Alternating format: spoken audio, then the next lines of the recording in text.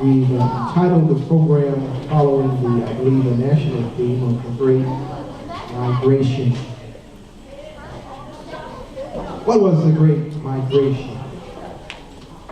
The Great Migration was the relocation of more than 6 million African Americans from the rural South to the cities of the North, Midwest, and West from about 1916 to about 1970. This happened in 2 waves. The first wave, historians tell us, was between about 1910 and 1940, out of which brilliance flourished in what we would call the Renaissance, or the Harlem Renaissance, the Black Renaissance in New York City, out of that first wave of the migration.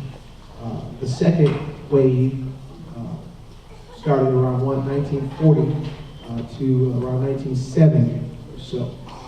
My father and my family, we were involved in that migration. We migrated from the deep South down in Florida. God bless them. Amen.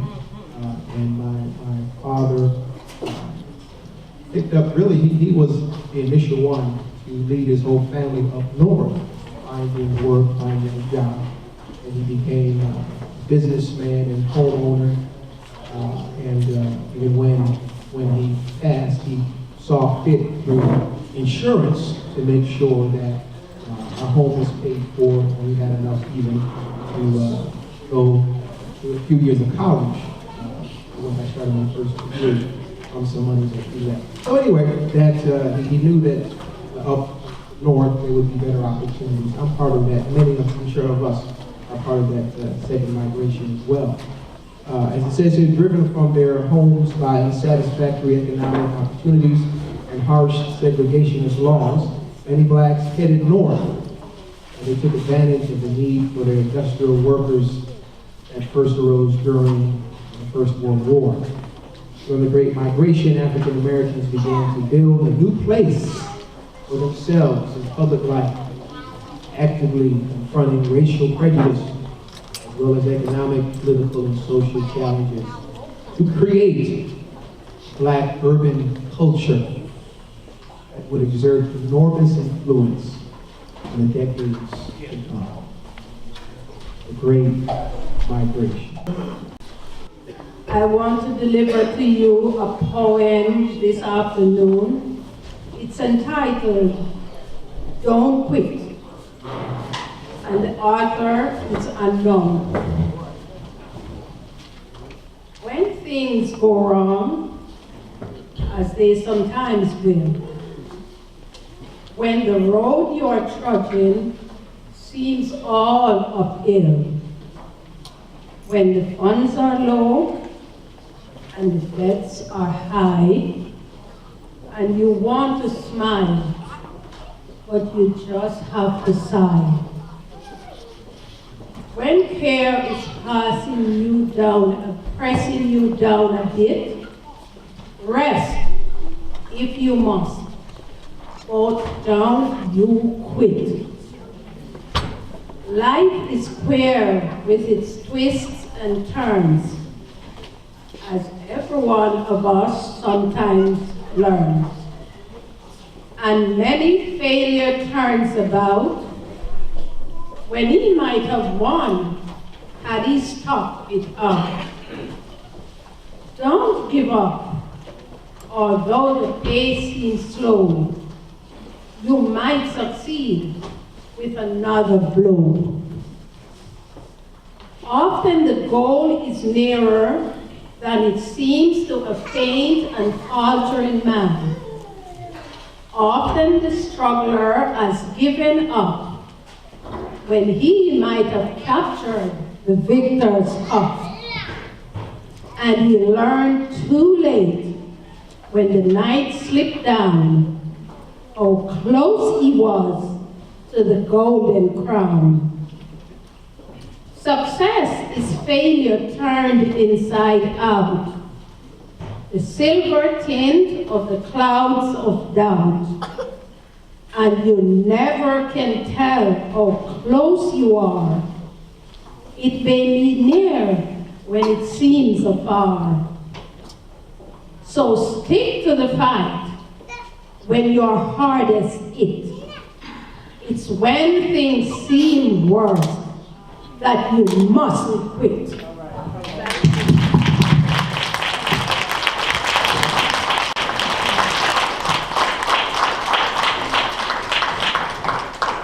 Hi everybody, our team class, they have a few things that they presented, and Aiden is going to be first.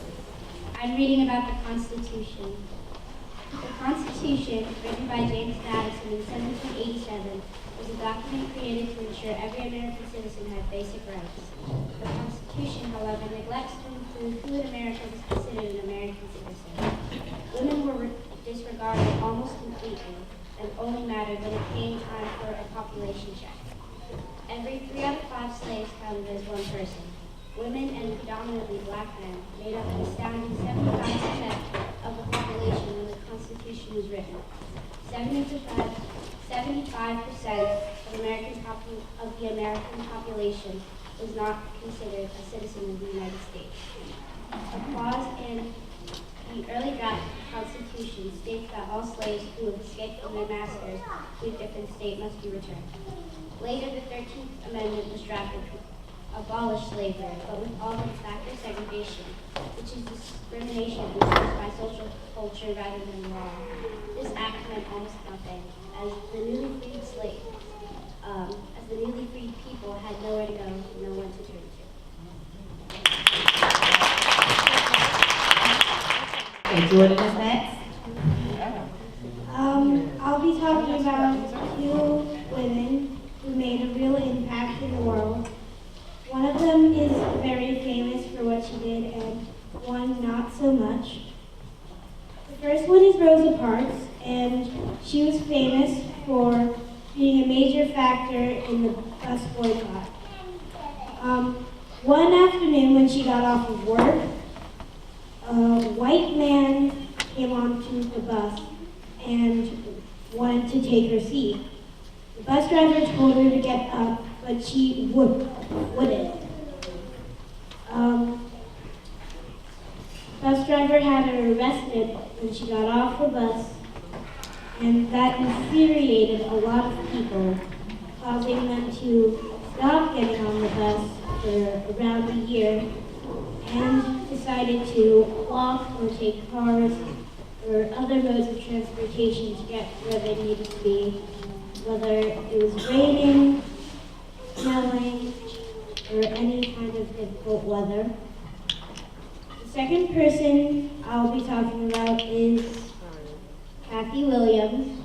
I studied her in 4th grade for Black History Month, and she's not as famous as Rosa Parks, not even close, probably because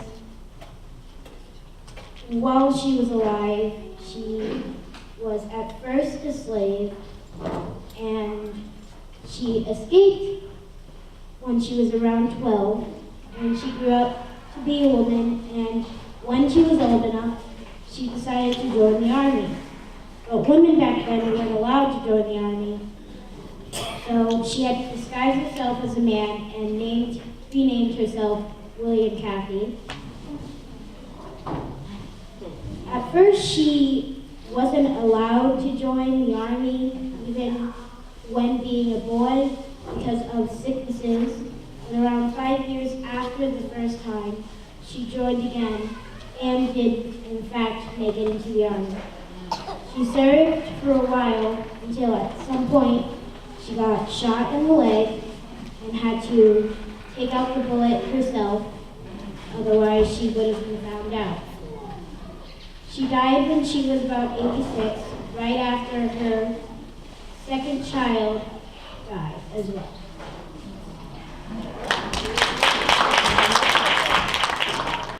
We have Brianna. Today I will be talking about Madam C.J. Walker, or her name, Sarah Breedlove. Madam C.J. Walker was born on December 23rd of 1867 in Delta, Louisiana. Out of all her 6 siblings, she was the first one in her family to be born into freedom, as her parents were slaves from cotton fields after their master died. In 1905, she created the first African-American hair care product after suffering from a scalp alignment. She became the first American woman to become the first self-made millionaire from her own care products and stuff that she made for women, especially African women, to feel beautiful about themselves because they were forced by society to go through under European pressure to having their hair straightened, to look beautiful, to have kinks and curls, to have long silky hair. Where she wanted everyone, especially the women, to feel beautiful about themselves, to let their hair flow, even if it's stuck up instead of down. Later, she became known as an entrepreneur, a civil rights activist, and a philanthropist. Now we have the men that's going to recite the I Have a Dream speech of Martin Luther King. And first up is going to be Shaheen. Good afternoon, everyone. I'll be reading the last paragraph of Martin Luther King Jr.'s speech, and it reads, "This will be the day when all of God's children will be able to sing with a new meaning. My country, 'tis of thee, sweet land of liberty, of thee I sing. Land where my fathers died, land of the pilgrim's pride. From every mountainside, let freedom ring. And if America is to be a great nation, this must become true. So let freedom ring from the prodigious hilltops of New Hampshire. Let freedom ring from the mighty mountains of New York. Let freedom ring from the heightening Alleghenies of Pennsylvania. Let freedom ring from the snow-capped Rocky of Colorado. Let freedom ring from the curvaceous slopes of California. But not only that, let freedom ring from Stone Mountain of Georgia. Let freedom ring from Lookout Mountain of Tennessee. Let freedom ring from every hill of Mississippi.